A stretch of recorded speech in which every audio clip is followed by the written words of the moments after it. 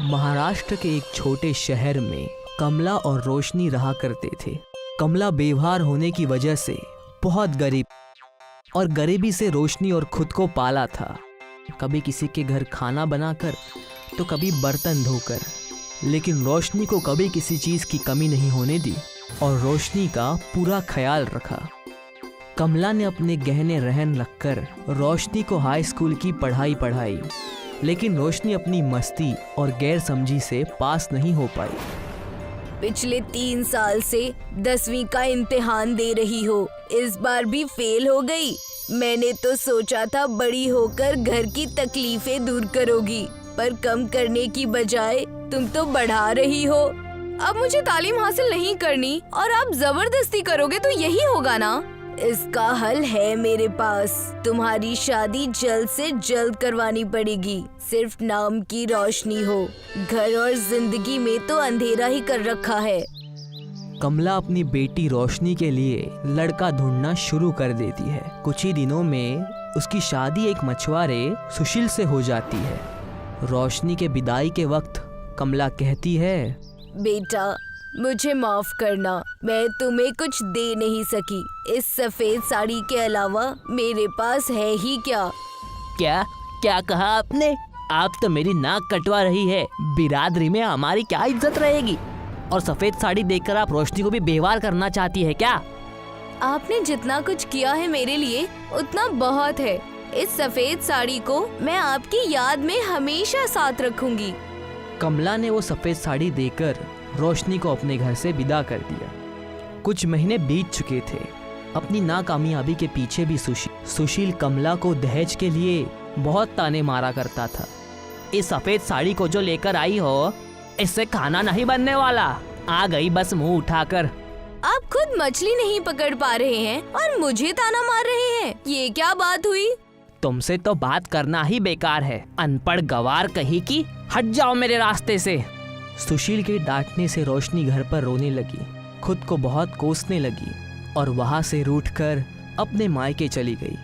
और वहाँ जाकर अपनी अम्मी को सारी बातें बताना चाहती थी, लेकिन वहाँ जाकर पता चला कि कमला की तबीयत बहुत नासाज है। अम्मी, आपकी तबीयत तो बहुत ज्यादा बिगड़ गई है। आपने मुझे कुछ कहा क्यों नहीं? तुमने अपनी दुनिया अलग बसा ली है। मैं तुम्हें परेशान नहीं करना चाहती थी। एक काम कीजिए, आप मेरे घर चलिए, वहाँ मैं आपका पूरा ख्याल रखूंगी।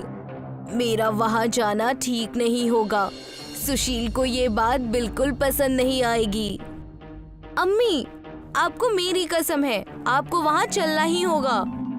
रोशनी जबरदस्ती अपनी माँ को अपने घर यानी ससुराल ले जाती है, जो सुशील देखकर तिलमिला उठता है।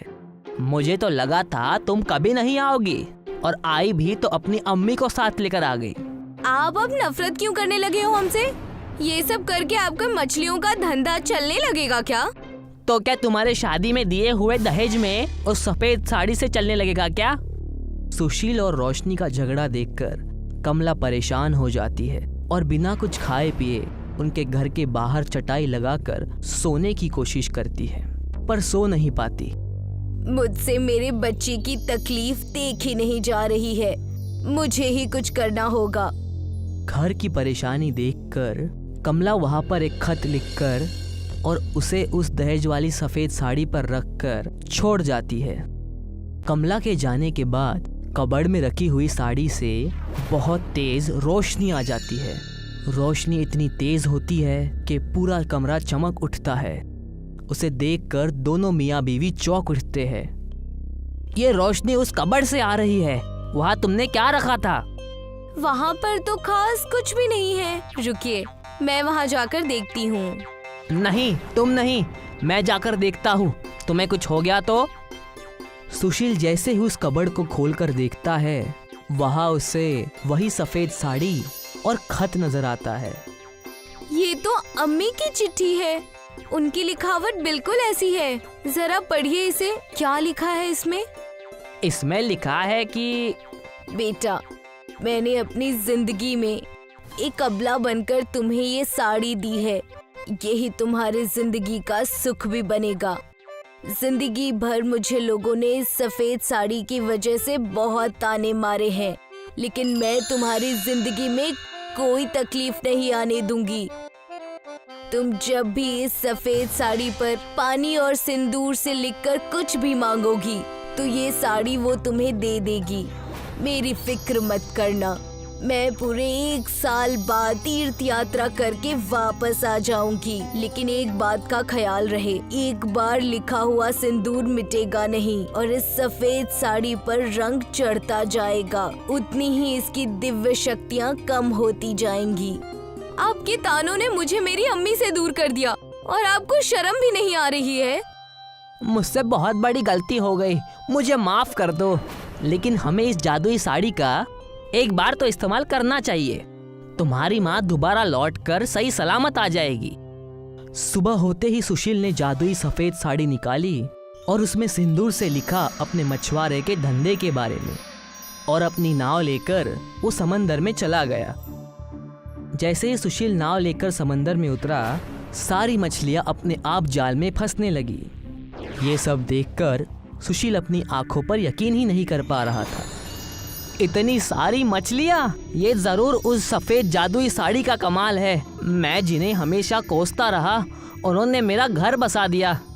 सुशील दिन के सारे कारनामे घर जाके रोशनी को बताता है।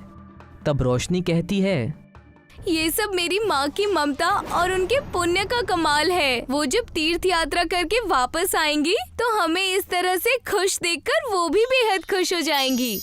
अब हम इस तरीके से बिल्कुल नहीं रहेंगे, अच्छी और कामयाब जिंदगी जिएंगे। जब भी सुशील और रोशनी को किसी भी चीज़ की ज़रूरत पड़ती, वो फौरन माँ की जादुई सफ़ेद साड़ी पर सिंदूर से लिखकर उसे हासिल कर लेते। देखते ही देखते 1 साल बीत चुका था। अब सुशील मछलियों का बहुत बड़ा धंधे वाला बन गया था। बड़ा सा घर और बड़ी गाड़ियाँ सुशील के घर के बाहर खड़ी रहती थी। अब इस साड़ी में कोई जगह ही नहीं बची लिखने की, वरना मैं और माला माल हो जाता। हमारी 7 पुश्तें बैठ कर खाएंगी, इतना पैसा जमा कर लिया है। पता नहीं तुम्हारी माँ ने सिर्फ एक ही साड़ी क्यों छोड़ी, एक और छोड़ देती तो क्या जाता। पूरी की पूरी जादुई साड़ी सिंदूर से लाल हो चुकी है। सुशील और रोशनी बातें कर ही रहे थे कि वहाँ पर रोशनी की अम्मी हज से वापस आ गई। आते ही उन्होंने बड़ा सा घर और बड़ी गाड़ियाँ देखी। अपनी बेटी को गहनों से घिरा हुआ देखकर वो बहुत खुश हुई। अपनी अम्मी को देखकर रोशनी उनके पास गई और कहने लगी, अम्मी, मैंने आपका कितना इंतजार किया। हम पर इतना बड़ा एहसान कर कर आप कहाँ चली गई थी? सलाम अम्मी, मैं आपका किन लफ्जों में शुक्रिया अदा करूं, मुझे समझ नहीं आ रहा। आप बैठ जाइए, थक चुकी होंगी। मैं बिल्कुल ठीक हूँ।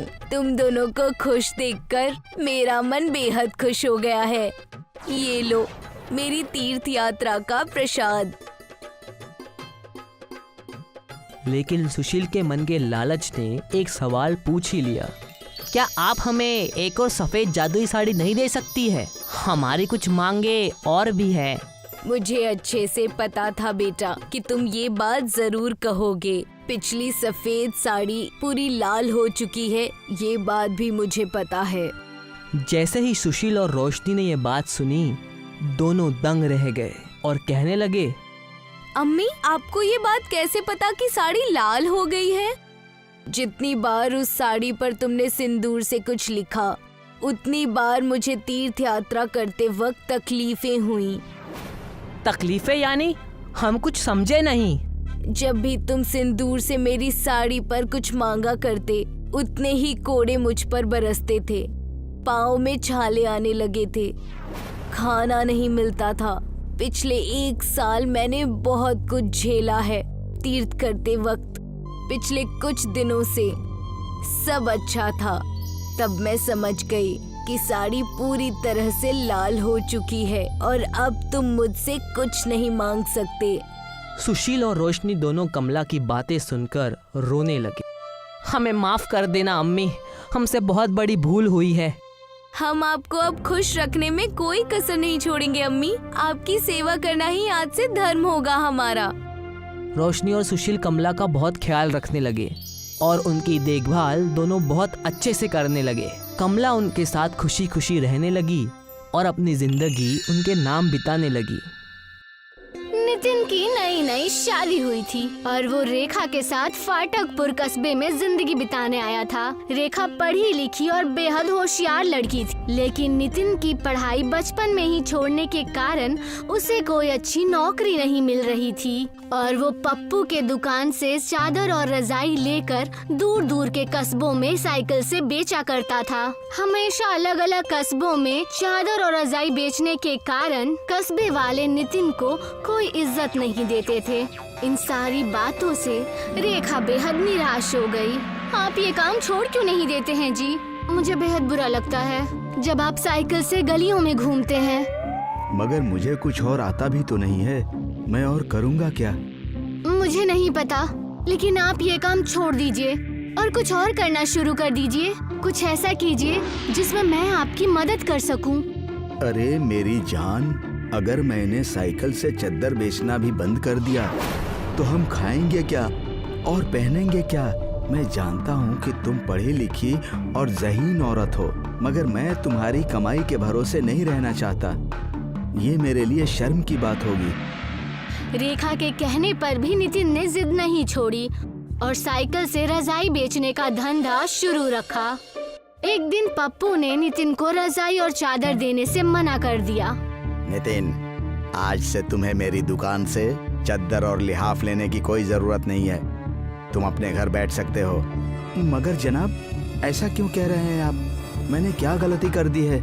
इसलिए कि तुम्हारे गांव-गांव चद्दर बेचने से मेरे पास काफी शिकायतें आ रही हैं और वैसे भी हमें दूसरा आदमी मिल गया है जिसे मैं अपनी चद्दर और लिहाफ दूंगा। वो उसे बेचकर मुझे तुमसे ज्यादा मुनाफा देगा। मुझसे ऐसी क्या गलती हो गई हुजूर? अगर आप ऐसा करेंगे तो मैं क्या करूंगा? इस काम के अलावा मैंने और कुछ किया भी नहीं है। मुझे दूसरी नौकरी मिलेगी भी नहीं। अब मैं इसमें तुम्हारी कोई मदद नहीं कर सकता। अपना ध्यान रखना। नितिन हताश और परेशान होकर अपने घर लौट आया। घर जाकर उसने सारी बातें अपनी बेगम रेखा को बताई। कोई बात नहीं जी, मैंने पहले ही आपको बोला था कि आप इस धंधे को छोड़ दीजिए। अगर आप तभी मेरी बात मान लेते तो आपको इतनी जिल्लत का सामना नहीं करना पड़ता। तुम बिल्कुल सही कह रही हो। उस दिन मुझे तुम्हारी बात मान लेनी चाहिए थी। नितिन को उदास देखकर रेखा किचन से शीरा लेकर आ गई और कहने लगी, मैंने आज आपके पसंद का शीरा बनाया है जिसे खाकर आप बेहद खुश हो जाएंगे। अच्छा, जरा चखाओ तो कैसी बनी है। नितिन रेखा से शीरा लेकर खाने लगता है। तभी उसके दिमाग में ख्याल आता है। वो शीरे का धंधा करने की सोचता है। अरे जैनेमन, एक बात कहूँ, क्यों न हम खीर का कारोबार करें?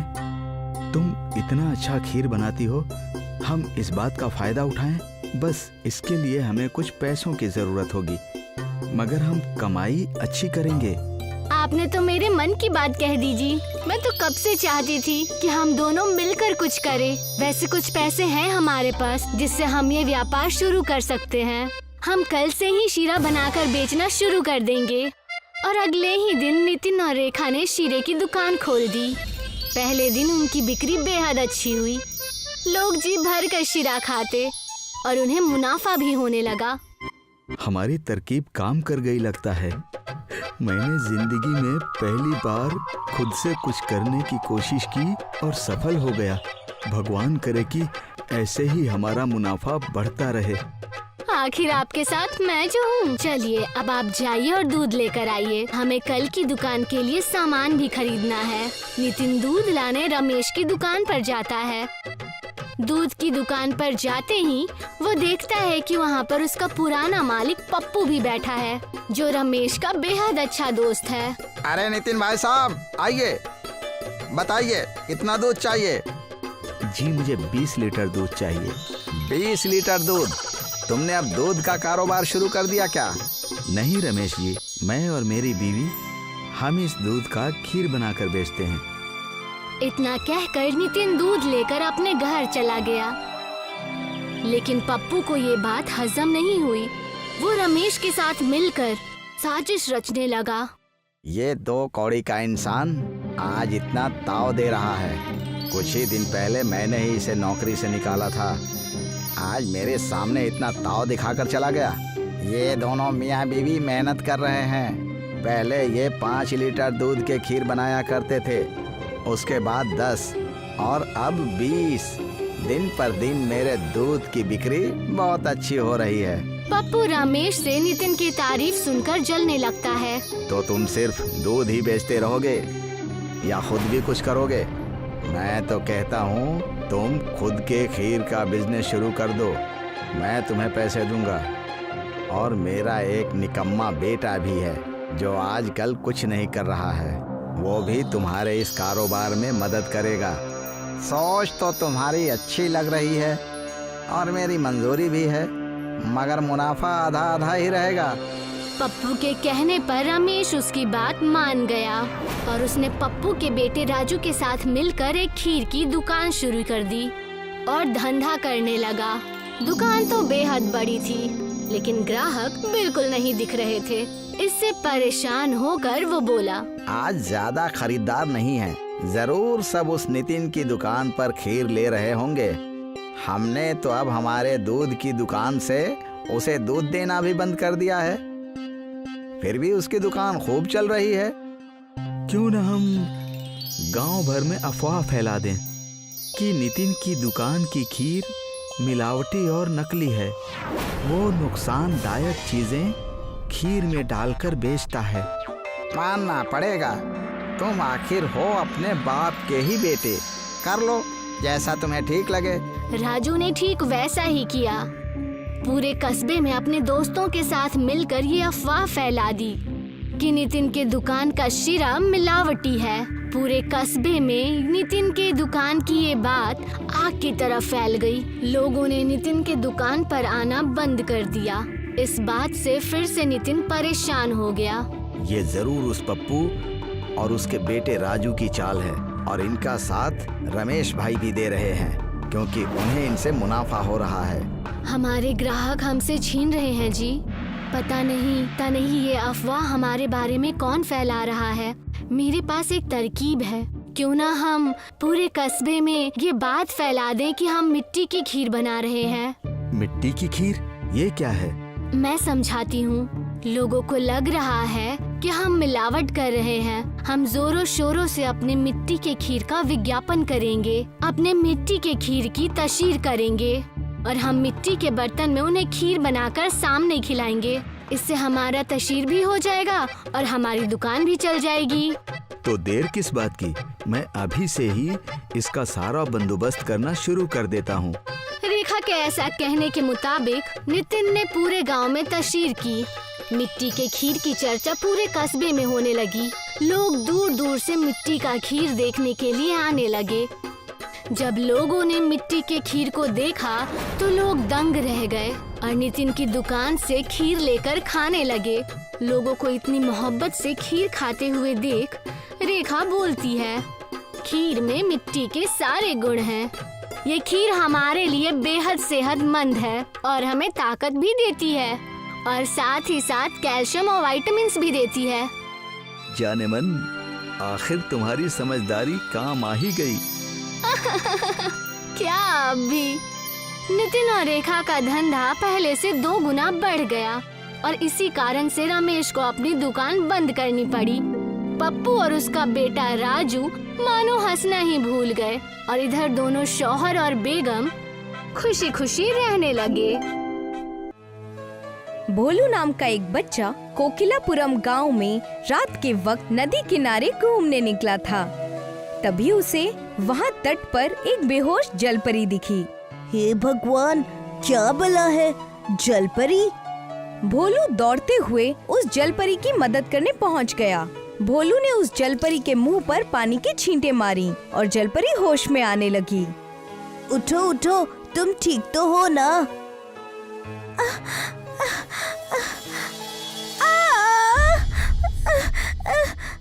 हाँ, तुमने तो डरा ही दिया। डरना तो मुझे चाहिए। कौन हो तुम? मैं हूँ भोलू और ये कोकिलपुर राम गाँव है। पर मानना पड़ेगा, जलपरियाँ सच में होती हैं। अरे, तुम रो क्यों रही हो? मैं अपने परिवार से अलग हो गई और यहाँ पहुँच गई और और क्या? भूख भी लगी है। भोलू जलपरी की बातें सुनकर हंस पड़ा। दोनों ही एक दूसरे से पहले डरे जरूर थे, पर अब वो तनाव हट सा गया। भोलू उस जलपरी को अपने घर ले आता है। भोलू के मम्मी और पापा उसे देखकर चौंक गए। अरे भोलू बेटा, ये क्या लाया है तू? अरे माँ, ये कोई चीज थोड़ी है जो ऐसे पूछ रही हैं आप। जलपरी है, नदी किनारे मिली थी मुझे। बेचारे अपने परिवार से बिछड़ गई और बहुत भूखी भी है। क्यों? माँ, बहुत भूख लगी है। अब पूछताछ बाद में करना मीनाक्षी।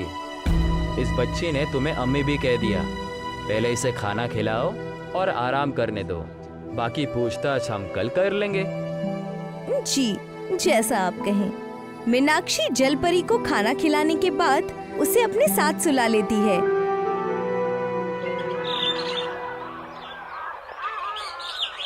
अगली सुबह भोलू और जलपरी सोए हुए हैं और मीनाक्षी दिनेश से बातें कर रही हैं। अब हम क्या करें? अगर हम इसे रख लें अपने साथ तो क्या ये हम लोगों में घुल पाएगी? बात तो ठीक कहती हो, पर हम इसे अकेला छोड़ भी तो नहीं सकते ना। हाँ, कितनी प्यारी बच्ची है, आते ही घुल मिल गई हम सबसे। अगर इसे लोगों में घुलना मिलना सीखना है तो हमें इसे स्कूल भेजना चाहिए। क्या कहती हो? हाँ, लेकिन ये भले ही घुल मिल जाए, लोगों का क्या करेंगे? ये बच्ची इतनी कीमती है कि कोई न कोई इसे जरूर दुख पहुंचा सकता है। लोगों से बचाना हमारा काम है। अब ये हमारे घर आई है तो इसकी जिम्मेदारी हमारी है। हम इसे पढ़ाएंगे। अगर मेरे यहाँ रहने से आप लोगों को परेशानी होगी तो मेरा यहाँ से जाना ही सही रहेगा। नहीं बेटा, अब तुम हमारे साथ ही रहोगी। भोलू के साथ विद्यालय जाओगी। विद्यालय? हाँ बेटा, जहाँ सब बच्चे विद्या ग्रहण करते हैं। वो सब ठीक है, तुम मुझे ये बताओ बिटिया कि तुम्हारा नाम क्या है? मेरा नाम नहीं, हम जलपरियों में तो नाम नहीं होते। आप लोग ही मुझे कोई नाम क्यों नहीं दे देते? अच्छा ठीक है बिटिया, आज से तुम्हारा नाम परी है, जैसे कहानियों में होती है। परी? बहुत अच्छा नाम है, शुक्रिया मम्मी। जलपरी बहुत खुश थी और देखते ही देखते 1 महीना बीत गया और जलपरी की चर्चा पूरे गांव में होने लगी। अब जलपरी भोलू के साथ विद्यालय जाने लगी थी। जैसे ही पढ़ाई खत्म हुई, भोलू परी के पास गया और बोला, अरे यार, ये पढ़ाई लिखाई तो बहुत मुश्किल है। अब मुझे तुरंत घर जाना है। पर मुझे तो पढ़ाई बहुत अच्छी लगती है। तुम्हें क्यों पसंद नहीं? इसमें पसंद करने जैसा क्या है, बस जरूरत है तो करना पड़ता है। पर मुझे नई चीजों के बारे में सीखना अच्छा लगता है भोलू। आओ चलो, अब घर चलते हैं। हाँ, आओ भोलू का सर अचानक से चकराने लगता है और वो जमीन पर गिर जाता है। ये देखकर जलपरी हड़बड़ाहट में उसके पास पहुंचती है। भोलू, भोलू, उठो भोलू, क्या हुआ तुम्हें? उठो, उठो भोलू। तभी वहाँ पर टीचर आ जाती है और देखती है कि जलपरी की आंखों से जो आंसू निकले उसने अपने हाथों में रोक लिए और उसे भोलू को पिला दिया। क्या हुआ यहाँ? मैं कहाँ हूँ? भोलू, आओ चलो घर चलते हैं। अब तुम ठीक हो ना?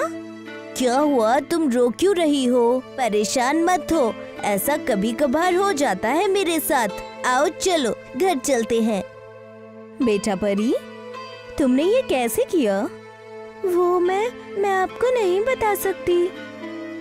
अच्छा, कोई बात नहीं बेटा। परी और भोलू अपने घर लौट आते हैं और सारी बात दिनेश और मीनाक्षी को बताते हैं। बेटा, ये तो बहुत बड़ी मुसीबत थी जो हम लोगों पर पिछले बहुत सालों से है। दरअसल इसके दिल में कुछ दिक्कत है, जिस वजह से ये कभी कभार बेहोश हो जाता है। हाँ बिटिया, और इसका इलाज करना मुमकिन नहीं हो पा रहा था। माँ, आप फिक्र मत कीजिए। एक जलपरी के आंसू जब खुद की इच्छा से आए तो वो किसी भी बीमारी या जिस्मानी घाव को ठीक कर देते हैं। अब भोलू की दिल की प्रॉब्लम पूरी तरह से ठीक हो गई है। क्या सच? हाँ माँ, बिल्कुल सच। जलपरी की बातें सुनकर दिनेश और मीनाक्षी की आंखें आंसुओं से भर गई। पर जलपरी ने जो चमत्कार दिखाया उससे उन पर एक बुरी नजर पड़ गई। वो टीचर स्कूल में बैठे खुद से बातें कर रही थी। परी, तुम ही मेरा दुख हरोगी।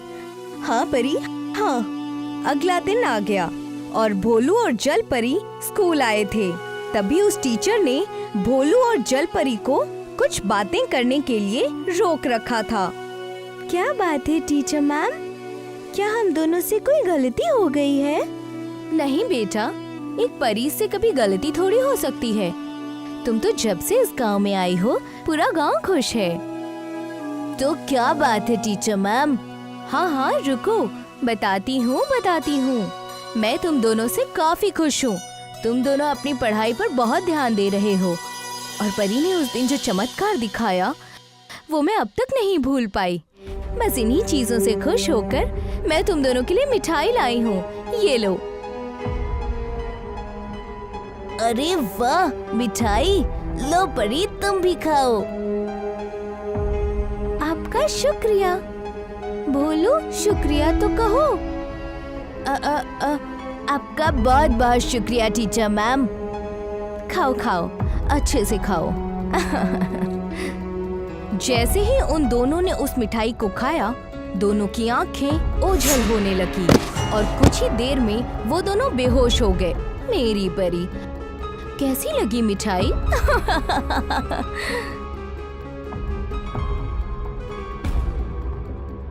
टीचर उन दोनों को अपने घर ले आई और उन्हें बांध दिया।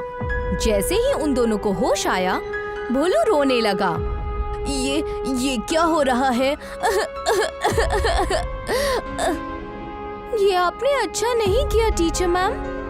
आपके ऐसा करने से लोग दूसरे टीचरों को भी शक की नजर से देखेंगे। मैं जानती हूँ आपने उस दिन मेरे आंसुओं का चमत्कार देखा और अब आप उसे पाना चाहती हैं। बड़ी होशियार हो परी, पर मैं भी क्या करूँ, मेरी भी मजबूरी है। कैसी मजबूरी? अगर आपको कोई परेशानी है तो मैं वैसे ही ठीक कर दूंगी। उसके लिए आपको ये सब करने की क्या जरूरत थी? अगर तुम्हारे पास बहुत पैसे होते तो मैं तुम्हारी बात मान लेती, पर मुझे जो चाहिए वो तुम्हारे आंसू हैं, जिन्हें मैं बेचूंगी दवाइयों के नाम से, और फिर कभी मुझे टीचर का काम नहीं करना पड़ेगा। माफ करना, पर जब वो आंसू मेरी इच्छा से आते हैं तभी वो काम करते हैं। अच्छा, तो तुम नहीं रोओगी? कभी भी नहीं। तो अगर मैं इस भोलू को चोट पहुंचाऊंगी तब भी तुम नहीं रोओगी? तब तो तुम रोओगी ना? हाँ? नहीं, ऐसा मत कीजिए। भोलू को कुछ मत कीजिए। टीचर तुरंत भोलू की ओर चलने लगती है और तभी जलपरी की आंखों में आंसू आने लगते हैं। नहीं, भोलू को छोड़ दीजिए और मेरे आंसू ले लीजिए। एक बूंद भी खराब नहीं होनी चाहिए इन आंसुओं की। टीचर तुरंत एक पतली शीशी में परी के आंसुओं को भरने लगती है। बस, इतने आंसू बहुत होंगे। इसकी एक बूंद किसी भी बीमारी को तुरंत ठीक कर देगी। अब हमें छोड़ दीजिए आप। मैं किसी को ये बात कभी नहीं बताऊंगी। मम्मी, पापा, अब मुझे वैसे भी इस गांव में नहीं रहना। तुम लोग जा सकते हो। टीचर वहाँ से उन दोनों की रस्सी खोले बिना ही वहाँ से चली जाती है। अब हम क्या करें? इन्होंने तो रस्सी खोली ही नहीं। अब हम यहाँ भूखे ही रह जाएंगे। तभी परी के आंखों से एक बूंद टपकती है और वो रस्सी जलकर खाक हो जाती है। और जैसे ही वो भोलू की रस्सियाँ खोलती है, वो दोनों वहाँ से सीधे घर चले जाते हैं। घर आते ही दोनों सारी बातें अपने मम्मी पापा को बताते हैं। ये तो उसने ठीक नहीं किया। हाँ बिल्कुल, गलत किया उस टीचर ने। हमें उसकी शिकायत पंचायत में करनी चाहिए। नहीं मम्मी, आप फिक्र मत कीजिए। माँ हूँ, फिक्र कैसे ना करूँ? नहीं मम्मी, मेरे कहने का ये मतलब है कि उसे सजा कुछ वक्त बाद अपने आप ही मिल जाएगी। अच्छा, वो कैसे बेटा? बताती हूँ बाबा। दरअसल हम जल परियां अपने आँखों के रसायन को बदल सकती हैं। मतलब? यानी जो आंसू उन टीचर ने जमा किए वो असली आंसू नहीं थे, वो एक रसायन है जो मैंने तैयार किया है अपनी आँखों में। उससे केवल उनके जिस्म में जलन होगी और जब तक मैं उसे ठीक नहीं करती तब तक वो दिक्कत कभी ठीक नहीं होगी। तो अगर उसने उन आंसुओं को परखने की कोशिश की तो उन्हें सजा अपने आप मिल जाएगा? जी बाबा, बिल्कुल सही। पर ये तो बहुत ही दिक्कत की बात है। अगर मेरी परी को कुछ हो जाता तो मैं था ना वहाँ इसे बचाने के लिए। अच्छा, तो वहाँ रो कौन रहा था? चारों के चेहरे पर इतने तनाव के बाद आखिरकार मुस्कुराहट आई। देखते ही देखते अगली सुबह भी हो गई और सुबह सुबह उनके घर का दरवाजा कोई जोरों से पीट रहा था। मुझे बचाओ! दिनेश ने दरवाजा खोला। इतना घटिया काम करने के बाद आपको कौन बचाएगा? मेरे दोनों बच्चों को खतरे में डालकर यहाँ मदद की गुहार लगा रही हो। मुझे माफ कर दो, बस इस जलन को कम कर दो। मेरा सांस लेना भी दुश्वार हो गया है। ये सब पहले सोचना था, अब कुछ नहीं हो सकता। बुरे चीजों का बुरा ही अंजाम होता है। मैं अब अपनी गलतियों को अच्छी तरह से समझ गई हूँ। मेरी मत्ती मारी गई थी, बस एक बार मुझे माफ कर दो। बाबा, मैंने इन टीचर से कुछ महीनों में कई चीजें सीखी थी। वो इनका काम था बेटा। फिर भी पापा, आप ही कहते हैं ना दया धर्म है। इस बार मैं इन्हें छोड़ देती हूँ, लेकिन ये कभी भी इस तरह का कोई काम अगर करेंगी तो ये जलन फिर से चालू हो जाएगी। अब बहुत बड़ी लगने लगी है तू बिटिया। ठीक है, जैसी तेरी मर्जी। परी उस टीचर को ठीक कर देती है।